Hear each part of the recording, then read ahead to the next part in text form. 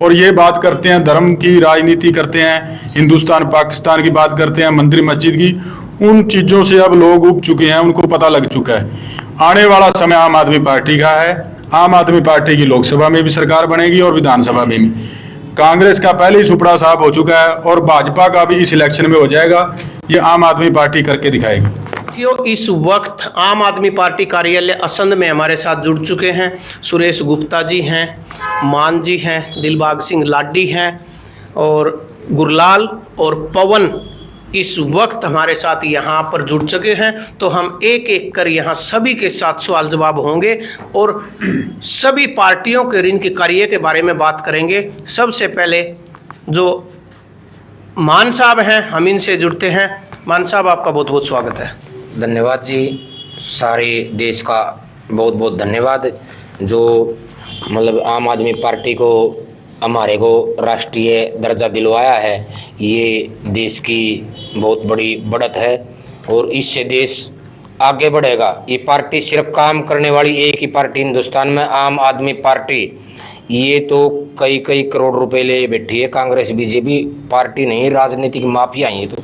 Sir प्रधान जी, मान साहब, अगर मैं रोजगार की बात करूं तो रोजगार के बारे में आप क्या कहोगे कि रोजगार में क्या स्थिति है? पूरे देश की छोड़ो, आप हरियाणा की बताने की कृपा करो थोड़ा। ऐसा है जी, हरियाणा में कि पूरे भारत में इन्होंने रोजगार कांग्रेस निजीकरण नीति लागू करी थी 1993 में जी। उस टाइम ये स्पेशल पहले निजीकरण नीति में प्राइवेट बसों को दिए गए थे रूट जी। उसके बाद जिस रूट पे ये बसें चली वो रूट बंद हो गए, वहाँ बसें बंद होगी। दोबारा एक एक सरकारी बस चली वहाँ, यहाँ आप आसपास देख लियो, वो बंद होगी। दोबारा सरकारी बसें भेजनी पड़ी है जहाँ जहाँ भी प्राइवेट बसें चली हैं। कांग्रेस ने 1993 में निजीकरण नीति लागू करी थी और वो बीजेपी ने अभी आन के मोदी जी ने 1 2 3 करके एक एक महकमा बेचने लग रहे हैं। ऐसा है, अगर पूरे देश का सारा सौदा बिक गया, देश के पास कुछ नहीं होता हमारे हिसाब से तो जी। और अगर आम आदमी पार्टी को लोग चुनते हैं तो फिर किस प्रकार रोजगार के रास्ते खुलेंगे? ऐसा है जी, रोजगार के रास्ते हॉस्पिटल अच्छे बनाएंगे, हमारे बच्चे लगेंगे। उस अमेरिका तो बच्चे आकर नहीं लगेंगे हॉस्पिटल में। स्कूल अच्छे बनाएंगे, उनमें हमारे बच्चे लगेंगे। अमेरिका से आकर बच्चे नहीं लगेंगे उनमें जी।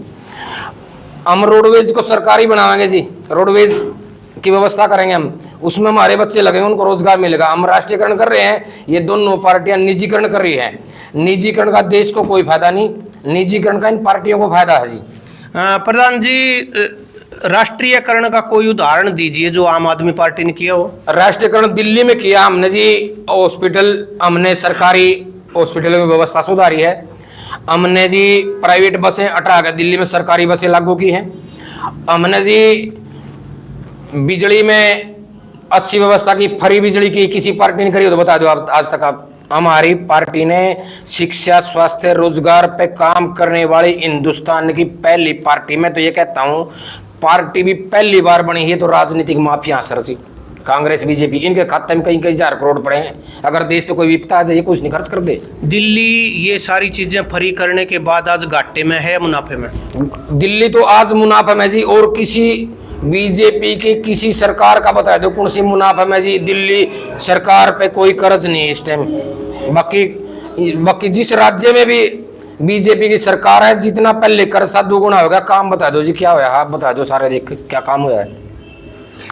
दर्शकों, इतना बिजली, पानी, स्कूल, शिक्षा, स्वास्थ्य सब कुछ फ्री करने के बाद भी आज दिल्ली मुनाफे में है और घाटे में नहीं है। करने के बाद भी आम आदमी पार्टी का जहां राज्य है दिल्ली, वहां पर मुनाफे में है, घाटे में नहीं है। जुड़ते हैं सीधा दिलबाग सिंह लाडी। दिलबाग जी, ये जो आपको बहुमत मिला है, लोगों का प्यार मिला है, ये खुशियां मनाई जा रही हैं, इसके बारे में आप क्या कहोगे कि आम आदमी पार्टी को कहां देख रहे हो? सबसे पहले तो भारतमनी के सभी दर्शकों का धन्यवाद। आपका यहाँ पहुँचे, आपका बहुत बहुत धन्यवाद। और हमारे जितने भी यहाँ कार्यकर्ता साथी बंधु पहुँचे हैं, सुरेश गुप्ता जी, रामपाल मान जी, गुरलाल जी, पवन जी और भी हमारे कार्यकर्ता, उनका बहुत बहुत धन्यवाद। तो देखिए, एक तो आज हमने खुशी मनाई है कि दिल्ली एमसीडी के अंदर 15 साल पुराना जो बीजेपी का किला था उसको ध्वस्त किया है। प्रचंड बहुमत से आम आदमी पार्टी की वहाँ सरकार बनी है। जो बीजेपी ने वहाँ भ्रष्टाचार मचाया हुआ था, 15 साल में कोई काम नहीं किया, कूड़े के बड़े बड़े ढेर गंदगी वार्डों में लगी हुई थी, तो उसको ख़त्म करने का काम करेगी आम आदमी पार्टी की सरकार, जो दिल्ली की जनता ने भरोसा जिताया है। और दूसरी, मैं गुजरात वासियों का भी धन्यवाद करना चाहता हूँ, जिन्होंने हमें 5 सीटें दी हैं और 13% हमारा वहाँ पर वोट प्रतिशत बढ़ा है, तो जिससे हमारी आम आदमी पार्टी राष्ट्रीय पार्टी का दर्जा मिला है। उसके लिए मैं सभी देशवासियों का, बहादुर कार्यकर्ताओं का धन्यवाद करता हूं। और उसके बाद हिमाचल प्रदेश में हमारा अच्छा वोट बैंक है, तो 2% 1.5% हमें वहाँ भी वोट बैंक मिला है, हालांकि हमारी सीट नहीं आई। तो हिमाचल प्रदेश में और राजस्थान में एक परंपरा है कि वहाँ बदलाव होता है 5 साल बाद, उसका भी कुछ असर हुआ है। तो जो भी देश ने हमें, गुजरात ने या दिल्ली ने हमें दिया, उसका अरविंद केजरीवाल जी जो दिल्ली में पहले काम कर रहे हैं वैसे ही आगे काम करेंगे और ये नीतियां देश में लागू होंगी और हरियाणा में भी इसकी अच्छा लहर आएगी। निरंतर पार्टी आगे बढ़ रही है और एक दर्जा मिला है पार्टी का, उसकी खुशी आज यहाँ आम आदमी पार्टी में आम आदमी कार्यकर्ताओं के साथ मनाई जा रही है। बदलेंगे, कभी कहते हैं किसी को बनाएं, कभी किसी को बनाएंगे।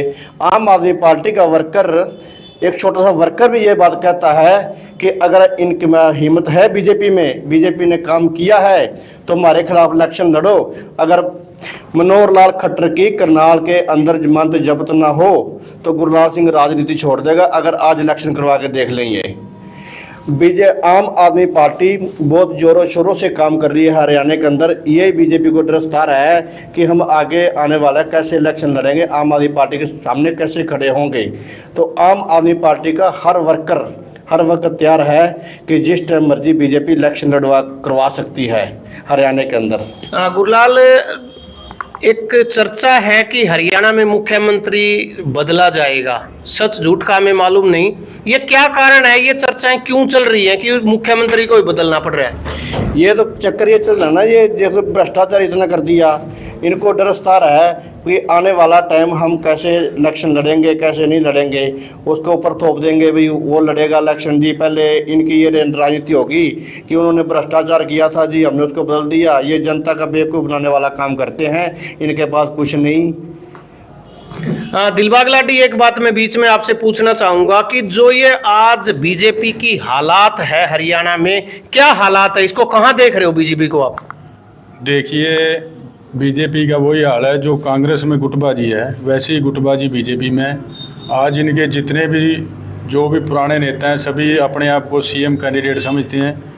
तो जब मनोहर लाल खट्टर बने थे तो उस टाइम भी बहुत विरोध हुआ था इनका, तो पहले 5 साल भी बहुत विरोध हुआ था, तो उसमें भ्रष्टाचार बहुत हुआ, वर्कर तक, इनके कार्यकर्ता तक नाराज हो गए इनसे। चलो हाईकमान ने इनको बनाए रखा। उसके बाद आज आप देख लो नौकरियों में, अब मुझे तो लगता है 3-4 साल हो गए हैं कोई भर्ती इन्होंने निकाली नहीं। तो पंजाब के अंदर भारत सरकार ने 32,000 कर्मचारियों की नौकरी निकाली है और 30-31,000 कच्चे कर्मचारियों को आते ही पक्का किया। और उन्होंने कहा है कि 300 इंस्पेक्टर आए वर्ष भर्ती किए जाएंगे और 1800 जवान। तो हरियाणा के अंदर तो मैंने सुना नहीं 4-5 साल हो गए कोई भर्ती इन्होंने की हुई हो। जो भर्तियां हुई हैं वो सारी लटकी हुई हैं, कोई कोर्ट में केस चला हुआ है, कोई अदर में लटकी हुई हैं, किसी पर किसी ने केस किया हुआ है। तो आज कर्मचारी परेशान है, किसान परेशान है, व्यापारी परेशान है। इन्होंने इतने जीएसटी, इतने टैक्स लगा दिए हैं, किसान की फसलों का उचित रेट नहीं मिल रहा, किसानों की फसल मंडियों में नहीं बिक रही। हमारे मजदूर भाई भी आज परेशान हैं। जो इन्होंने वादे किए थे किसान के, मजदूर, व्यापारी, कर्मचारी के, कोई भी वादा इन्होंने पूरा नहीं किया। इसीलिए आज बीजेपी बैकफुट पे है। कभी कहती है हम सीएम कैंडिडेट बदलेंगे, इनको 2024 का भी इलेक्शन सता रहा है लोकसभा का, फिर अगर हरियाणा में हमारी 10 की 10 सीटें, इनका सुपड़ा साफ होगा। उसकी वजह से भी वो कह रहे हैं मनोहर लाल खट्टर जी को कि आपने 10 सीटें जितवानी है, अगर नहीं तो आपको बदला जाएगा, वो भी इनको डर है। और उसके बाद फिर 6 महीने बाद विधानसभा का इलेक्शन है। अब पहले तो कांग्रेस जो है वो तो इनकी बी टीम है, वो तो आपस में ही बटी हुई है। राहुल गांधी जी भारत जोड़ो यात्रा तो निकाल रहे हैं राजस्थान में, और इलेक्शन हो रहा है गुजरात, हिमाचल में। इनको तो कांग्रेस जोड़ने की ज़रूरत है आपस में। तो अब एक ही विकल्प है जनता के सामने, आम आदमी पार्टी। तो भाजपा को आम आदमी पार्टी से डर सता रहा है कि 2024 में क्या होगा, इसलिए ये कभी कुछ कहते हैं कभी कुछ कहते हैं। तो आम आदमी पार्टी में आपके माध्यम से आज बताना चाहता हूँ कि 2024 में लोकसभा में भी जीतेगी और विधानसभा में भारी बहुमत से। केजरीवाल की नीतियों से आज हमारा समाज है, जो वर्ग है, वो बहुत ही प्रभावित है। शिक्षा, स्वास्थ्य, रोजगार, भ्रष्टाचार, और ये बात करते हैं धर्म की राजनीति करते हैं, हिंदुस्तान पाकिस्तान की बात करते हैं, मंदिर मस्जिद की। उन चीज़ों से अब लोग उब चुके हैं, उनको पता लग चुका है। आने वाला समय आम आदमी पार्टी का है। आम आदमी पार्टी की लोकसभा में भी सरकार बनेगी और विधानसभा में भी। कांग्रेस का पहले ही सुपड़ा साफ हो चुका है और भाजपा का भी इस इलेक्शन में हो जाएगा। ये आम आदमी पार्टी करके दिखाएगी।